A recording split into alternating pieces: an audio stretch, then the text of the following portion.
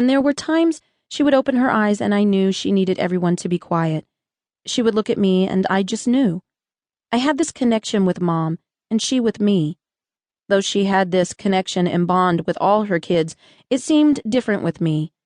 I could tell just by looking at her what she needed if she was angry or sad.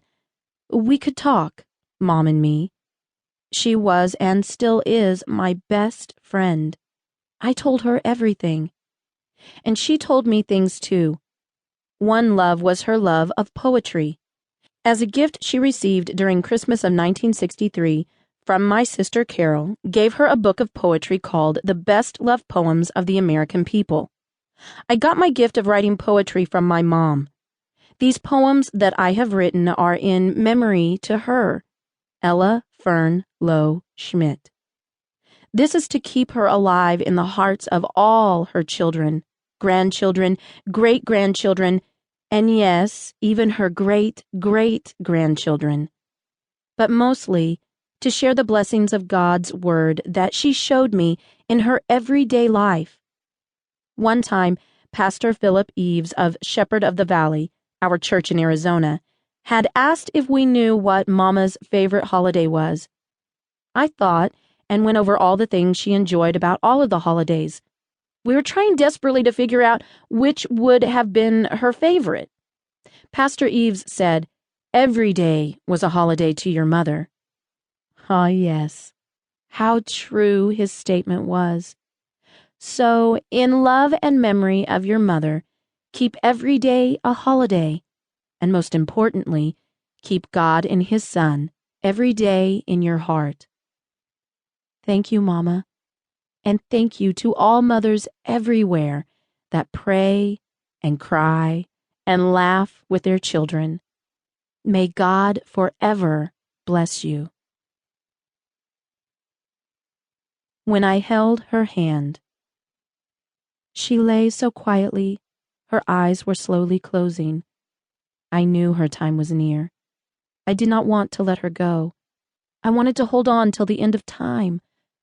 I asked her, "Can I go with you?" With a smile, she said, "No." I sat down beside her, held her hand, and she breathed so softly I could hardly hear.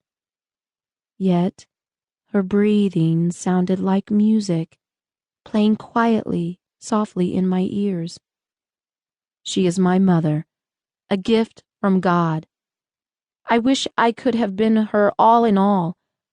I watched her as her chest would rise and fall. The house was quiet. Everyone was sleeping.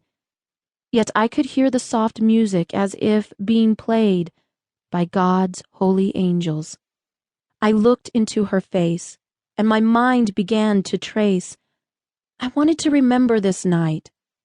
I remembered our talks, our walks. I remembered it all, and still I watched as her chest would slowly rise and fall. She opened her eyes and looked around.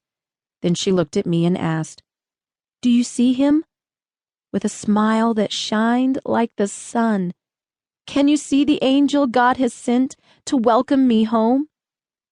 I wanted to cry, to scream, to run. I wanted my mom to stay here at home. I knew her pain and how her body pained her so. Yet, still I prayed, "Lord, I don't want to let her go." That was years ago, yet it seems like only yesterday when I held her hand.